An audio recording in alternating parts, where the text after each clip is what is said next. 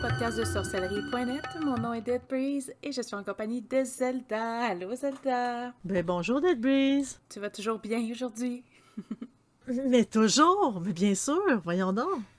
Aujourd'hui, on parle de signes. Donc, est-ce qu'on voit des signes? Comment on peut les remarquer? Et comment faire attention à ne pas voir des signes partout? Est-ce que tu veux débuter en nous expliquant qu'est-ce qu'un signe? Ça peut paraître bizarre un peu à expliquer parce que on se dit tout qu'on sait c'est quoi un signe, mais pour être plus précis sur ce quoi on parle, en fait, un signe, ça peut être un objet, c'est comme un événement, une entité dont la présence ou le fait que, son occurrence, le fait que ça revienne, indique que c'est réel ou que ça va revenir. Ou ce signe même-là ou un autre signe. Comme par exemple, quand on parle quand on entend le tonnerre, on se doute bien qu'il va finir par pleuvoir. Quand on commence à avoir comme des symptômes physiques, on commence à, le nez nous coule, on commence à avoir mal à la gorge, bon, on se doute bien qu'on a attrapé comme une maladie quelconque ou on a un problème de santé. Donc, un signe, ça peut être aussi simple que ça. Mais dans le domaine de l'ésotérisme, quand on parle de signes, c'est sûr que là, c'est quand même aussi large. Mais on parle, par exemple, quand on sent la présence d'un esprit, quand on voit, par exemple, un oiseau voler, puis, il tournoie autour de nous, puis on se demande, mais pourquoi? Est-ce un signe? Donc, c'est ça qu'on parle, des signes divinatoires, par exemple, ou, il y a plein de types de signes qu'on peut décoder en ésotérisme. As-tu quelque chose à rajouter là-dessus? Non, je pense que ça résume quand même assez bien. Puis les signes, c'est pas quelque chose que, on peut en voir, on peut en manquer, on peut surtout en manquer. Mais il faut Oui! pas non plus en voir partout, je crois. Il y a quand même une différence à Non. mettre là-dessus. T'avais-tu des exemples sur peut-être l'exagération ou... Ben, de l'exagération, c'est aussitôt qu'on se sent inconfortable, il y a certaines personnes qui pensent automatiquement qu'il y a une entité ou il y a un esprit proche. Aussitôt qu'on se sent mal, puis qu'il n'y a pas vraiment de problème physique, que c'est juste temporaire, on se dit, ah ben je me suis fait attaquer. Aussitôt que, par exemple, euh, on, on voit un oiseau tournoyer autour de nous, mais soudainement, ah, ça c'est un signe, il va m'arriver quelque chose aujourd'hui. Oh, il y a, comme un nuage que j'ai l'impression qu'il me suit. Le nuage ressemble à comme à un mouton. Ou tout simplement quelque chose d'encore plus simple que ça. On regarde une tache d'encre et on voit quelque chose, on voit une image et on se dit, ah, ben regarde, je vois ça, donc, c'est divinatoire et je dois conclure que... Il faut faire attention un peu parce que le cerveau est fabriqué pour voir des liens. Puis c'est comme ça, c'est pour ça que l'humain est devenu intelligent avec le temps, parce que on voit des liens, on sait que, oh regarde, je vois de la pierre, si la pierre peut être coupante, donc je peux m'en faire un couteau. Et l'humain a évolué à partir de là. Et le cerveau, lui, il voit des signes partout. Il voit des images partout. Il voit, quand on dit hey, « je vois la face de Jésus sur ma toast », ben, en fait, c'est le cerveau qui croit voir l'image de Jésus. Parce que si vous avez jamais vu le visage de Jésus, vous ne le reconnaîtrez pas. Vous allez juste voir une tache. Vous allez juste voir que la toast est grillée, puis sans plus. Mais si c'est un symbole, une image, c'est comme une forme que vous reconnaissez, votre cerveau va faire le lien, puis vous allez la voir encore plus. Tu mentionnes beaucoup des arts divinatoires dans tes exemples. Est-ce que c'est parce que tu trouves que les arts divinatoires ne devraient pas être considérés comme des signes? Non, pas du tout. Mais de mon expérience, c'est vu tellement à outrance. Je parle autant de ce que le monde m'a parlé ou sur sorcellerie.net. Tu sais, par exemple, les rêves. On fait un rêve, soudainement, il devient divinatoire. Non, c'est pas tous les rêves qui sont divinatoires, parce qu'un rêve divinatoire se passe quasiment, c'est comme étape par étape, dans dans la même séquence. Tandis que on fait par nuit, on fait vraiment beaucoup de rêves, dont la majorité, on ne se souvient pas. Et dans ces rêves-là, ben c'est des rêves fantastiques. C'est pas parce que je vole dans un rêve que nécessairement je vais voler dans la vraie vie. C'est pas divinatoire. Ce n'est pas tous les rêves qu'ils sont. C'est seulement vraiment une très, très, très mince partie. Mais soudainement, quand on vient me voir, tu sais, les personnes qui savent que je fais un peu de sorcellerie puis je me connais un peu en divination, hey, j'ai fait tel rêve, qu'est-ce que ça veut dire? Ben, t'as peut-être trop mangé hier soir. C'est pas tous les rêves qui sont divinatoires, c'est pas tous les symboles qu'on peut voir qui sont divinatoires aussi. Tu sais, souvent, c'est justement, c'est pas parce qu'on voit la face de Jésus sur notre rôti qu'il faut nécessairement se convertir au catholicisme. Tu sais, on en parle beaucoup trop. Le monde sont comme plus axés là-dessus. On veut tellement essayer de découvrir l'avenir, essayer de voir plus loin, de se préparer à ce qui va arriver, qu'on voit des signes en tout pour y arriver, parce que la divination vient de là, vient du fait qu'on veut se préparer pour l'avenir. Donc, si on le sait d'avance, ça va nous permettre de se préparer. Si on sait qu'il va y avoir une famine, ben on va mettre de la nourriture plus de côté. Donc, tu sais, c'est comme si on sait que la COVID va arriver, puis qu'on ne pourra pas travailler, ben on va se mettre de l'argent de côté. Puis c'est bizarre, hein? La COVID, il n'y a pas grand monde qui l'ont deviné. Peut-être à part ceux qui font pas de divination, dont Bill Gates, mais ce que je veux dire là-dedans, c'est juste une petite blague à part. Ce que je veux dire là-dedans, c'est que le but de la divination, c'est d'essayer de deviner ce qui va arriver pour qu'on puisse s'y préparer. Puis ça a toujours été. Le fait de voir des signes, ça pousse vers là parce qu'on veut toujours connaître l'inconnu, aller voir plus loin pour se préparer. Donc, on voit des signes en tout pour se dire « Ah, ben, je vois tel signe, donc je vais mettre de l'argent de côté parce qu'il va m'arriver quelque chose. » Mais pas nécessairement. Parce que, tu sais, oui, quand on fait de la divination, on peut avoir des visions divinatoires, mais on peut avoir des grosses intuitions majeures divinatoires. Quand on a des grosses intuitions, ça devient c'est comme quand on est hyper inconfortable, on est agité, on se comprend plus, on sait pas ce qui nous arrive, mais on a une idée fixe, puis ça arrive, tu sais, subitement, puis, tu sais, ça disparaît, puis on comprend pas trop ce qui est arrivé. Des fois, on appelle ça une grosse, grosse, grosse intuition. Ça, oui, ça peut être divinatoire, mais de là à se dire, je vois tel signe, donc nécessairement, c'est un signe, à un moment donné, il ne faut pas exagérer non plus. Le cerveau est fait pour voir des signes, mais ça ne veut pas dire que nécessairement, c'est divinatoire. C'est pour ça que oui, je mets beaucoup l'emphase là-dessus, parce que c'est vraiment la partie où est-ce que le monde focus beaucoup trop, à mon avis. Mais si je le mets dans le côté que moi je pratique, un peu plus au niveau du spiritisme, je sais qu'au niveau spiritisme, des signes, il y en pleut, hein? Oui.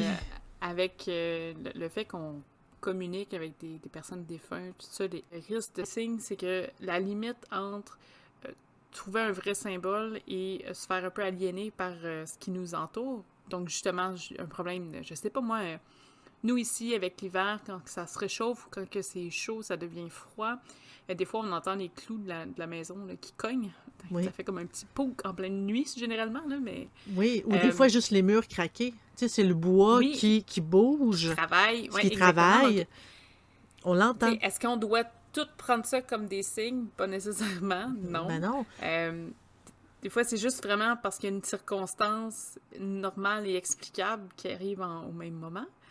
Il y en a d'autres aussi, des courants d'air qui font bouger des trucs. Écoute, il y a tellement de raisons pour que quelque chose d'invisible bouge. Puis il y en a beaucoup aussi qui vont tout assimiler tous les trucs qui, sur le premier 10 secondes, sont pas explicables. Où vous vous posez des questions. Bon, ben justement, c'est ce qui est un petit peu troublant. C'est comme les EVP. Parce qu'on écoute des EVP, on entend, tu sais, on entend des bruits de fond, c'est qui est souvent des bruits électriques d'ailleurs, ou des bruits électromagnétiques qu'on entend, et on a comme l'effet d'hallucination auditive. Tu sais, il y a un son qui ressemble à un mot, puis on se force pour trouver le mot, puis quand on le trouve, on fait juste entendre ça. Oui, ben c'est un peu comme les utilisateurs de la planche Ouija, puis il y a un phénomène, là, juste je l'ai pas sur le bout des doigts, là, mais c'est un phénomène que quand vous êtes sur une planche, par exemple, puis vous cherchez, vous posez des questions, il y a une certaine partie de vous qui souhaite une réponse, puis vous allez avoir tendance à bouger involontairement. Là, c'est le corps qui tremble, il y a des trémors du corps, tout ça qui font faire bouger la planchette Ouija vers vos ce que vous allez penser, ou vous êtes en train de deviner un mot, puis tout d'un coup, vous devinez le mot, puis on dirait que les trucs bougent selon ce que vous pensez. C'est pour ça que souvent, le Ouija solo, c'est un peu plus compliqué, parce que, bon, c'est souvent de l'inconscient que vous faites, là. Mais, tu sais, c'est pas nécessairement un signe. Exactement. Tu sais, il y a des choses que c'est important de s'arrêter puis d'analyser. Je pense que j'en ai déjà parlé dans un des podcasts qu'on a parlé sur le spiritisme, mais moi, il m'est arrivé une histoire où un matin, je me suis réveillée, j'étais en train de déjeuner et j'ai vu la porte d'entrée dans l'appartement de ma mère, ça date là, qui était en forme de L, puis elle bougeait. Sur le coup, moi, je pensais que c'était un concierge qui s'appuyait sur la poignée de porte parce que, bon, il y avait de la misère à marcher un petit peu. Puis quand je suis allée voir dans l'œil magique, il n'y avait rien de l'autre côté, puis la poignée de porte continuait à bouger. Mais au lieu de paniquer, tu sais, j'ai pris le temps d'observer qu'est-ce qui se passait. Tu sais, je me rappelle m'avoir dit, regarde la poignée parce que tu vas chercher toute ta vie comment que ça a fait pour bouger comme ça. Je cherche encore, mais bon, à un moment donné, tu t'abandonnes, là. Mais ce que je veux dire, c'est... faut éliminer ce qui est éliminer les sources éliminable. externes. Oui, et puis éliminer les sources externes dans le sens où ça aurait pu très bien être le concierge. J'aurais pu rester assis et dire « Ah, il y a un esprit dans la maison », puis finalement, c'est lui qui s'accroche puis qui joue après la poignée parce qu'il est en train de perdre pied ou juste il est maladroit, ça se peut aussi, là. Donc, c'est toutes des choses qu'il faut prendre. Tu sais, est-ce que de l'autre bord du mur, il y a quelque chose qui peut faire bouger ou... je sais pas, moi, il y a quelqu'un qui cogne sur un mur dans une pièce de maison en même temps que t'as fait une blague sur je sais pas trop quoi. Il y a plein de causes à effet. Puis ça, c'est quelque chose que, quand on plonge dans le paranormal, on oublie. Parce qu'on dirait qu'on veut tellement chercher des trucs. Peut-être se rassurer un peu dans notre chemin. Tu sais, c'est important de faire le tour. Puis, par exemple, la poignée, mais il fallait que je m'assure parce qu'il n'y a aucune source externe, dans le fond, qui soit la raison de ça. Je pense que c'est quelque chose que les gens, on oublie de faire des fois. Oui, ben en fait, en effet, parce que c'est comme quand que, je donne un exemple comme ça, on fait une grosse séance de Ouija, on demande de Ouija ou de spiritisme, puis on demande à l'esprit, cogne pour me prouver ta présence. Et sur le même moment, le voisin cogne sur le mur. Mais pour une raison, tu sais, je sais pas, moi, peut-être qu'il est fâché, il donne un coup de poing sur un mur, ou il lance un objet, ou il échappe quelque chose, ça cogne sur le mur. Nous, on va l'interpréter nécessairement que c'est un signe. Je l'ai demandé à l'esprit, puis il m'a répondu, quand ça peut être tout simplement tu sais, comme le voisin d'à côté dans sa chambre qui fait X, Y chose et que c'est vraiment un pur hasard. Parce qu'il ne faut pas l'oublier, lui, le hasard. Tout n'est pas un signe. Tu sais, tu parlais de ta poignée de porte.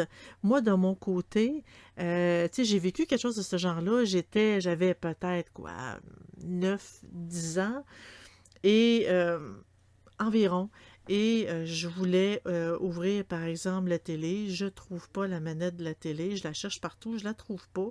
Je me pense seule dans la maison et je me dirige vers la télé. Je me suis dit, regarde, je vais l'allumer direct, tu sais, pour voir, parce qu'il y avait, à cette époque-là, on pouvait, tu sais, contrôler la télé par les petits pitons qu'il y avait. Parce que les TV intelligentes aujourd'hui, c'est un peu plus difficile.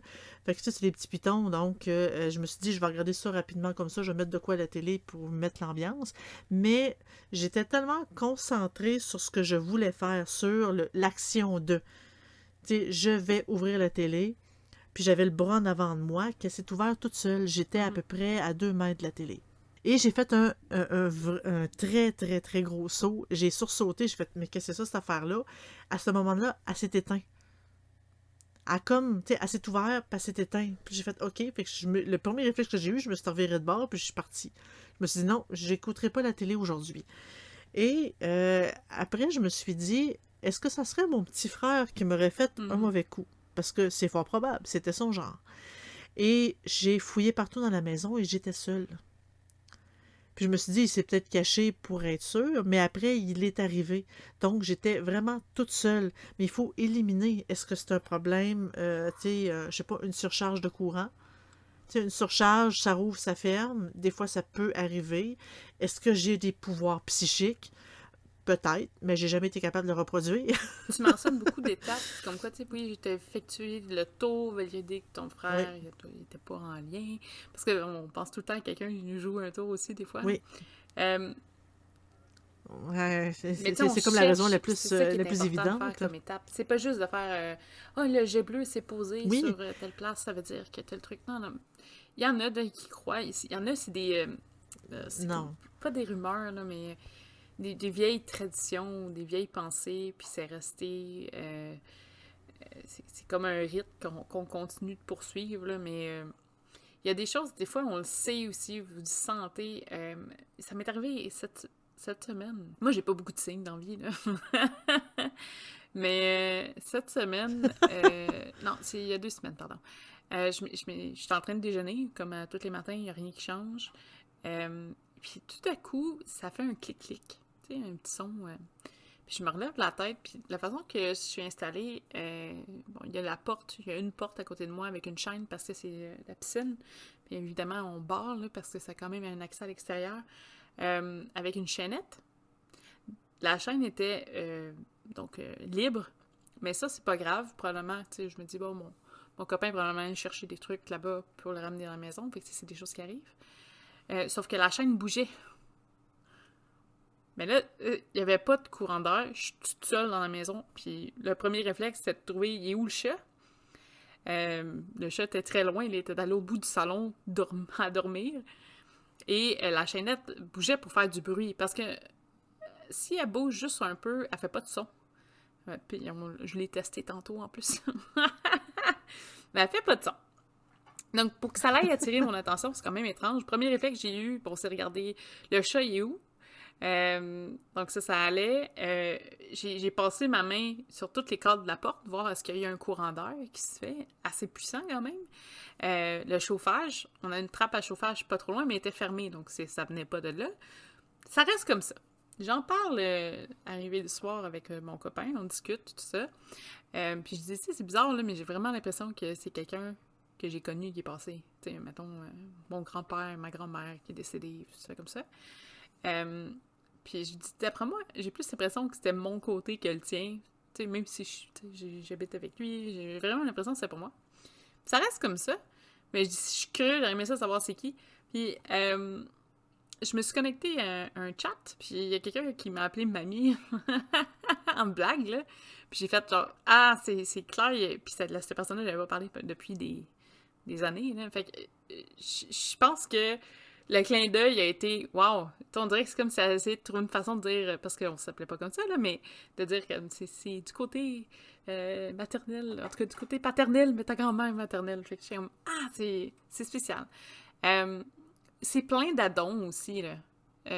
C'est juste drôle qu'on dirait que ça a répondu exactement aux questions que moi je me suis posées, tu sais, vraiment, c'est qui? Puis de me faire dire ça par quelqu'un que je connais, là, mais je veux dire, ça faisait 2 ans que j'avais pas parlé, là, fait que je trouve ça un peu étrange. Mais c'était juste parfait. Puis j'étais comme, OK, en c'est effet. sa façon de dire, je suis là, puis je suis avec toi, puis dans mes projets, ou peut-être des trucs que je suis en train de faire, mais je trouvais que c'était un beau signe. Il y en a des fois, tu sais, mon chum, c'est pas quelqu'un qui est hyper croyant, mais aime beaucoup lui aussi voir des signes dans des choses. Des fois, il rit parce que, bon, pour lui, c'est quasiment juste une blague interne, là. Sauf que, tu sais, c'est on s'est rencontrés à cause d'un signe. Tu sais, c'est spécial. Des fois, c'est des clins d'œil, tout ça, puis ça vous pousse à faire des actions. Souvent, ça peut aller pour Ouais. le bon côté des choses. C'est très rare que ça va négativement si vous cherchez des symboles, parce que, bon, si vous cherchez des signes, c'est parce que vous cherchez à avoir des raisons. Si vous tombez dessus, c'est rare qu'il vous en tombe 40 non plus. Donc, savoir est-ce que vous allez le détecter ou pas. Mais souvent, quand ça arrive, c'est juste spécial. Tu sais, j'avais vraiment une impression de... OK, il y a vraiment quoi qui s'est passé, il n'y a pas de raison physique normale. J'ai fait le tour de la situation. Mon chat n'a pas sauté sur une porte en avant de moi pendant que je déjeunais. Donc, il y a quelque chose qui s'est passé là. Puis c'est ironique qu'aujourd'hui, ça a refait le mouvement parce que, bon, mon chum a bougé, a ouvert la porte pour aller chercher un item. Fait que, tu sais, puis ça faisait pas de bruit. J'étais comme, tu sais, ça a vraiment pris la peine que le même mouvement, mais claquait sur le rembord de bois. Fait que je trouvais ça intéressant. Euh, Puis c'est un petit symbole, le fun, Oui. que je vais en avoir un pendant pour les 2 prochaines années, puis être super contente, puis ça va être correct. Tu sais. Il y a aussi, faut faire attention, tu sais, justement, est-ce que ça aurait été le cas d'un courant d'air? Est-ce qu'il faut penser que c'est l'air, ben c'est un élémentaire d'air qui veut me faire passer un message? Tu sais, des fois, il faut faire attention dans les signes et les symboles parce qu'on peut faire de l'over, de la Ouais. surinterprétation.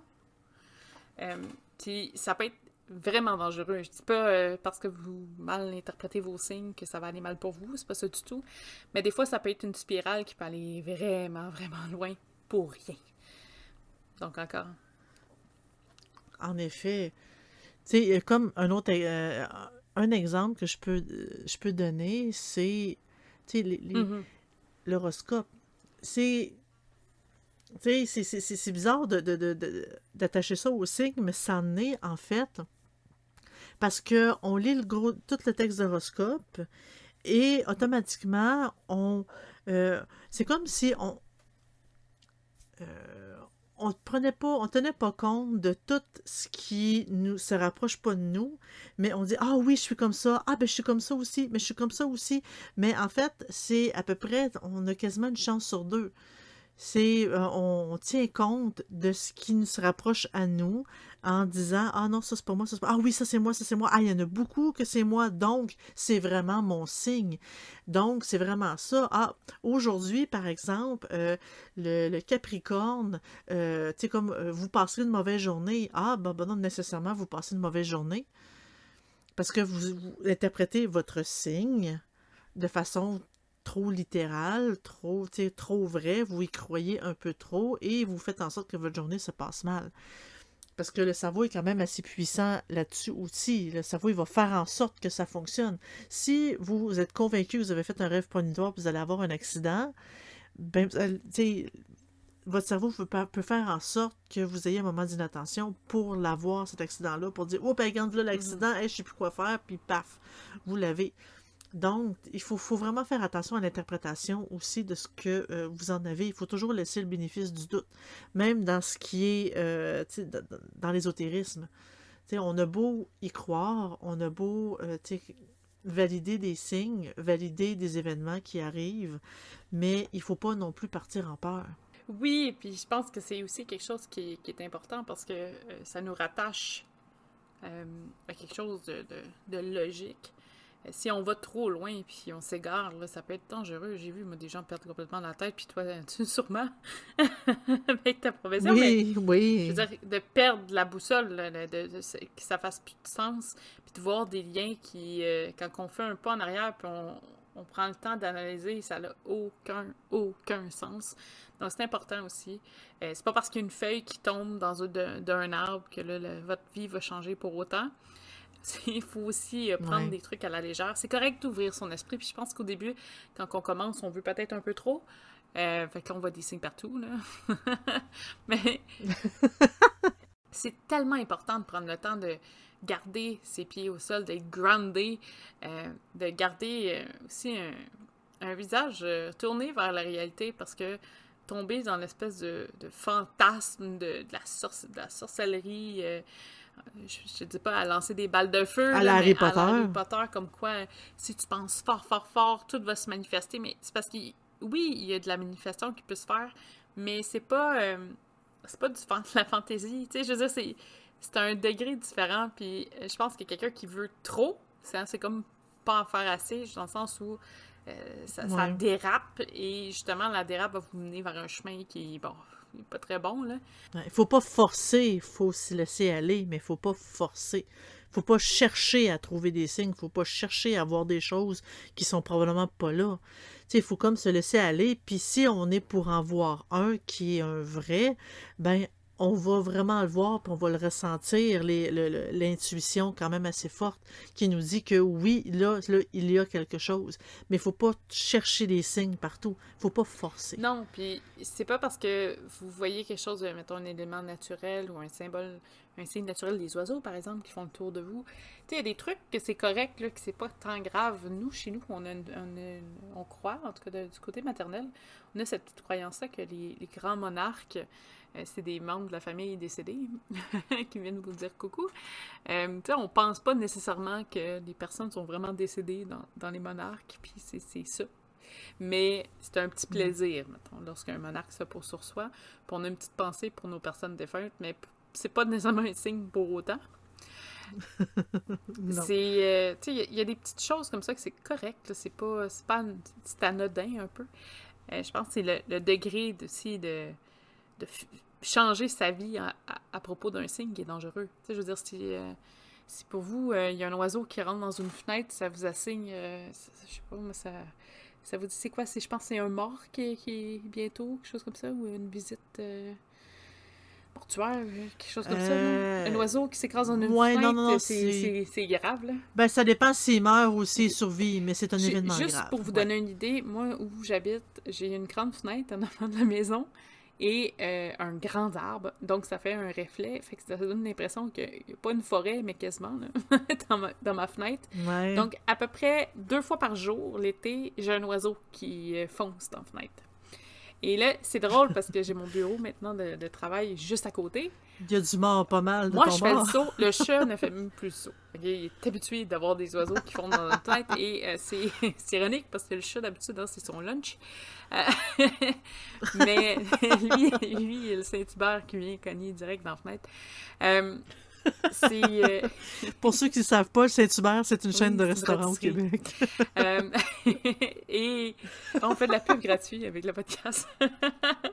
Non, mais, tu sais, je veux dire, pour moi, c'est pas un signe, là, parce que, ben écoute, ça arrive tellement fréquemment, hein, que s'il faudrait qu'il y ait quelqu'un qui décède à chaque fois qu'un oiseau rentre dans ma fenêtre, j'aurais un gros, un dead toll, là, une liste de défunts.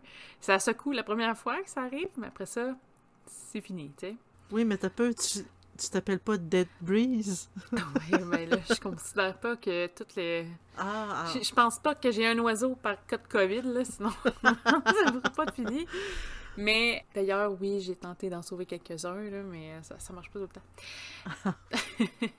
C'est quelque chose qui... tu sais, je veux dire, faut à un moment donné voir c'est quoi la réalité. Ma réalité, c'est vraiment que j'ai une fenêtre qui reflète un arbre, que les oiseaux, ils font « Oh, il y a un nouvel arbre! » Ils foncent dedans. Tu sais, je veux dire, c'est pas différent.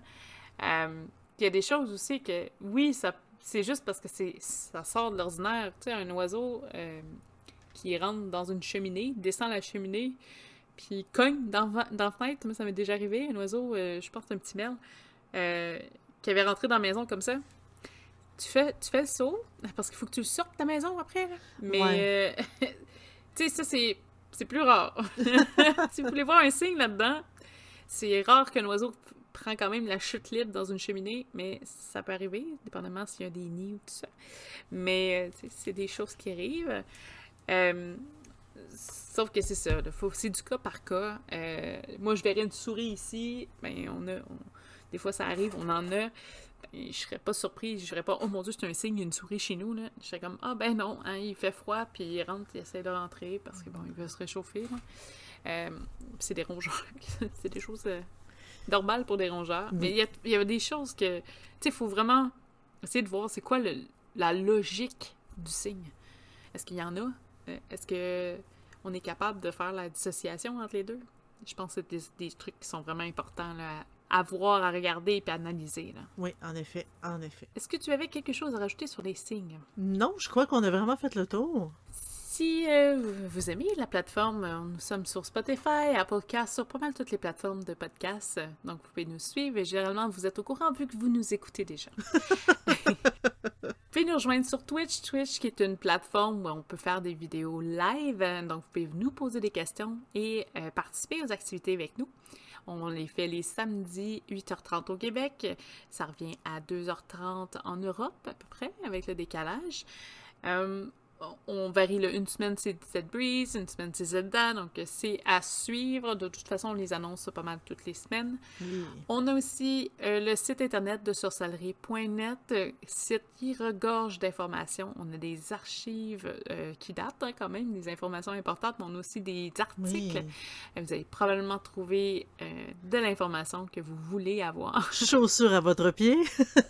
Tout est en français, oui. Vous avez des questions, vous pouvez les poser directement sur le site. On est des gens de plusieurs milieux différents qui peuvent répondre et c'est fait vraiment le libre, là. Donc, c'est pour provoquer des échanges. Puis souvent, il y a quelque chose de bien qui ressort. Les conversations sont aussi quand même modérées. Donc, il y a quand même de la surveillance. On est loin de Facebook là-dessus. Pour ce qui est de Facebook, justement, donc on a une page Facebook. Vous pouvez vous abonner pour suivre tout ce qui se passe sur les diverses plateformes. Et bien sûr, si vous préférez être du type à discuter, donc en live, vous pouvez toujours venir nous voir, nous et tous les membres qui sont présents, d'ailleurs, on est quelques-uns, sur le chatroom de Discord en tant que tel, où vous allez avoir aussi là, les nouvelles de ce qui se passe pour nous. Sur ce, on vous souhaite une excellente semaine et on se revoit la semaine prochaine. Bye!